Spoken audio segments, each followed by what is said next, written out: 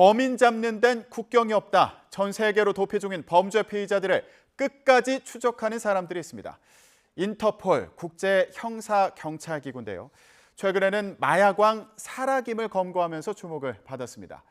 익숙하지만 잘 모르는 인터폴의 추적기, 그 핵심 관계자에게 들어보는 시간 마련했습니다. 경찰청 인터폴 국제공조과의 전재홍 계장 모셨습니다. 안녕하십니까? 안녕하십니까? 예. 요즘에 범죄도시 2라는 영화가 흥행을 했잖아요. 예. 예, 이 영화가 필리핀에서 한국인을 납치 살해한 그 사건을 모티브로 한 영화인데, 예, 이 영화가 요즘에 인기를 끌었는데 마침 베트남에서 마약왕을 잡았다. 예, 이런 소식이 들려와가지고 저희가 그 뒷얘기가 궁금해서 계장님을 좀 모셨습니다. 예. 근데 뵈니까 이렇게 마동석 씨처럼 체격이 또 크신 것 같고요. 예, 그런 얘기는 안 들어보셨어요? 처음이십니까? 처음은 아니고요. 몇 번 들어봤습니다. 아, 그러셨군요. 예, 예. 저의 예감이 맞았던 것 예. 같습니다. 예. 사건 얘기를 해보면, 자, 동남아 3대 마약왕 사라김을 검거했어요. 예. 예. 근데 얘기를 들어보니까 머리도 염색을 하고요. 그리고 예. 피부도 까맣게 태웠다. 그래서 계장님 얘기를 들어보니까 좀 외국인처럼 꾸민 거 아니냐 이렇게 얘기를 하셨던데, 예. 근데 어떻게 알아보고 추적을 하신 거예요? 저희 이제 한국에서 이제 외국에 있는 도피 사범을 추적하려면 굉장히 힘듭니다. 그래서 저희 이제 그 외국으로 도망간 도피 사범을 추적 전담하는 부서가 있습니다.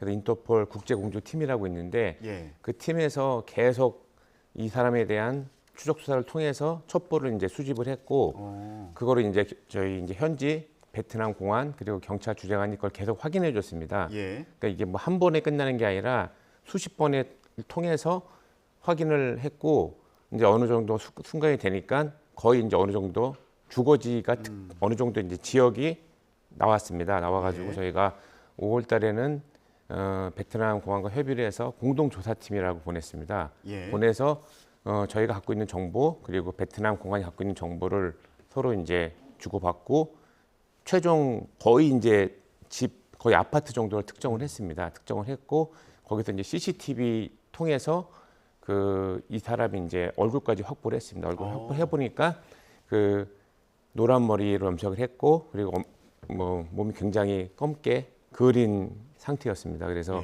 저희가 이제 언제 어느 정도 잡을 수 있겠구나 하고 공동조사팀 복귀를 했고 베트남에서 이제 거의 이제 특정이 되면 알려주겠다 해서 그게 이제 저번 주에 그걸 알려줬습니다. 그래서 저하고 저희 이제 베트남 담당 그리고 저 수사관서 형사 그리고 또 아까 말씀드렸던 인터폴 공조팀 그 팀원하고 이렇게 넷이서 검거 지원을 위해서 갔습니다. 아, 그러셨군요. 그러니까 제가 듣기로는 한 베트남 공안과 한 3년 정도 공조를 하셨다고 들었어요. 예, 오랜 시간 추적을 이제 같이 해온 거고 특정이 이제 되면서 또 바로 가서 체포까지 한 그런 상황이었습니다. 저희가 영상을 봤는데 그 집을 급습하셨더라고요. 그런데 거기 보니까 장검이 있던데 이거 위험하지 않았을까요?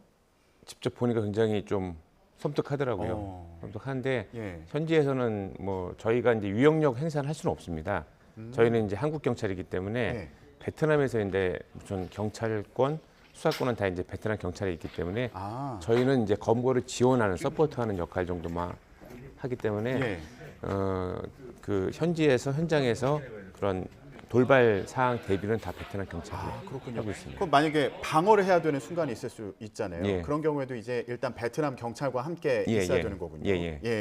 그런 공조 수사와 공조 대응이 굉장히 중요하겠습니다. 자, 그런데 이 사라김을 놓칠 뻔한 순간이 있다고 들었어요. 어떤 상황이었습니까? 저희가 이제 처음 들었을 때는 사라김이 아파트가 여기가 아니었습니다. 여기 그 검거에 나오는 아파트가 아니었고 화면에 나온 그 아파트가 아니었다는 거죠. 갑자기 저희는 이제 일요일 날 검거 디레이를 잡고 갔는데 토요일 날 갔는데 놓쳤다는 거예요. 그래서 나중에 이제 알고 보니까 이사를 간 겁니다. 이사를 갔어요. 그러니까 그 현장 사진을 보면 굉장히 좀 어지러운 좀 사진이 있습니다. 지금 검거한 저 현장이 굉장히 어지럽고 지저분하다는 거죠. 정리가 안 된 것 같더라고요. 그게 이제 뭐 베트남 공안들이 그거를 뭐 이렇게 뒤집은 게 아니라 바로 그게 이사 간 날이었습니다. 아, 저 집으로 이제 이사를 간 날 급습해서 잡은 거예요? 오전에 이사하고 근데 오후에 이제 저희가 잡은 거죠. 아, 그러면은 이사 간 집에 갔다가 여기가 아니구나 이러고 또 바로 이사 간 집을 찾으신 거네요? 그러니까 저희가 찾은 거 아니고요. 그건 거의 현지 이제 경쟁에 찾아야 되니까 베트남 공항이 되게 열심히 해줘가지고 이제 놓칠 뻔했는데 좀 찾았죠. 보니까 시간도 별로 걸리지 않았던 것 같아요. 그 사이에. 예, 맞습니다. 예, 그렇게 협력해서 이제 수사하는 과정이 굉장히 중요하다는 걸 다시 한번 느끼게 됐고요. 이번 사건 같은 경우는 이제 범죄 수 규모가 70억 원 정도다. 그래서 이제 놀라기도 했는데요. 근데 이 사건 말고도 인터폴이 현지에서 검거해서 송환한 사건들이 또 있지 않습니까? 예, 맞습니다. 저는 또 기억나는 게 김미영 팀장 사건이라고 기억나요. 아, 맞습니다. 예, 시청자 작년에, 여러분들도 많이 생각하실 텐데 이게 대표적인 보이스피싱 범죄의 한 유형이었잖아요. 예. 그러니까 보이스피싱의 거의 뭐 전설적인 사건이었죠. 근데 저희가 이제 작년부터 좀 그러니까 작년에 잡았는데 그 재작년부터 이제 그 추적을 계속했습니다. 보통 추적을 몇 년 동안 하시는군요. 예. 근데 이제 이 사건 자체가 2013년에 발생했던 사건이고 저희가 이제 재작년부터 시작을 하려고 하니까 너무 이제 자료가 없는 겁니다. 자료가 없었고 그리고 이제 그 공범 리스트를 쭉 뽑아 보니까 한 8명이 총책가 8명 정도가 있더라고요. 그래서 그거를 계속 추적을 했고 추적에 이제 가장 중요했던 거는 이제 코리안 데스크들이 현지에서 첩보를 수집을 많이 했고 또 인터폴 공조팀에서 수집한 첩보 그리고 그 경찰 주재관들이 또 도움을 줘서 결정적으로는 코리안 데스크들이 많이 잡았습니다. 코리안 데스크라는 게 이제 우리나라 경찰분들이 나가서 현지에서 좀 수사를 하는 그런 시스템이라고 보면 됩니다. 예, 그러니까 정확히 말하면 이제 수사보다는 이제 현지 이제 사법 당국과 공조해서 그 수사를 지원하는 업무입니다. 그래서 결국에는 뭐 정보를 제공한다거나. 그래서 직접 수사 활동을 할 수가 없기 때문에 그런데 직접 수사 활동을 할 수 없지만 그 사람들이 정말 잘 할 수 있도록 지원해 주는 게 굉장히 중요하거든요. 그래서 아까 말씀하셨던 그 안양 환전소 살인 사건으로 이제 그게 모티브가 이제 범죄도시 2가 된 건데 영화. 그렇죠. 그때를 계기로 이제 코리안 데스크가 처음 생긴 겁니다. 그때. 범죄도시 2 영화의 그 모티브가 됐던 사건이 그 한국에서 살인 사건을 저지르고 이제 필리핀으로 도주해서 거기서 여행객들을 또 납치하고 살해한 그런 사건과 관련된 거잖아요. 맞습니다. 그러면은 그 당시에도 인터폴이 역할을 했던 거예요?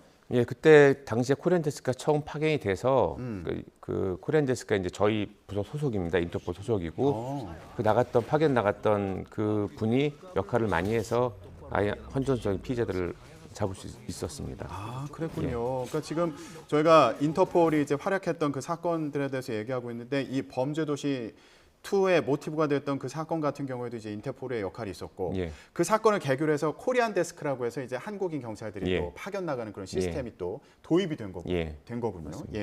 근데 제가 또 기억나는 사건 중에 하나가 그 필리핀에서 도주한 범죄자들 47명이었던가요?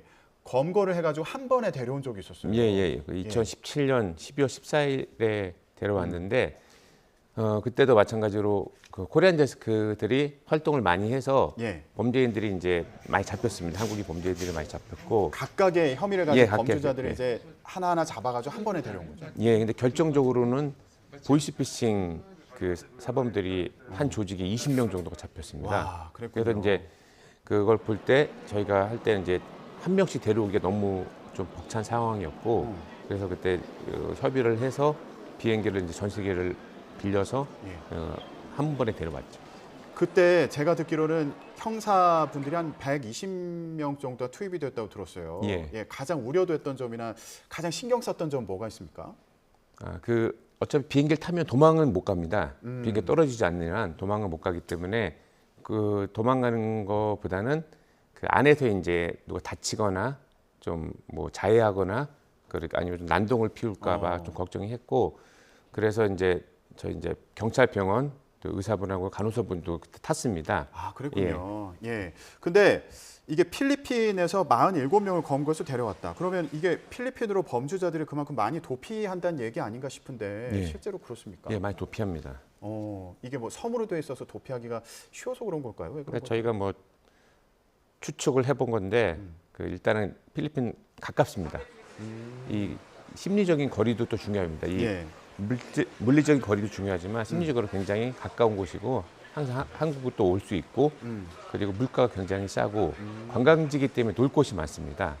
놀 곳이 많고 놀 곳도 많고 그것도 또 중요한 이유 중에 하나군요. 그리고 또 간단한 영어로 의사소통이 가능하고 그리고 아까 말씀하신 것처럼 섬이 많아서 뭐 상황이 안 좋으면 섬으로 숨을 수 있다 그런 생각을 하고 있습니다. 근데 거기에 이제 코리안 데스크가 있고 한국인 경찰분들이 나가 있는 거잖아요. 예. 그러면 거기에서 만약에 도주를 했다 그러면은 추적하는 것도 굉장히 활발하게 이루어지겠네요. 예, 코리안 데스크들이 열심히 하고 있습니다. 근데 만약 필리핀 현지에서 뭔가 범죄 피해를 당했다 그러면은 어떻게 대처를 해야 될까요?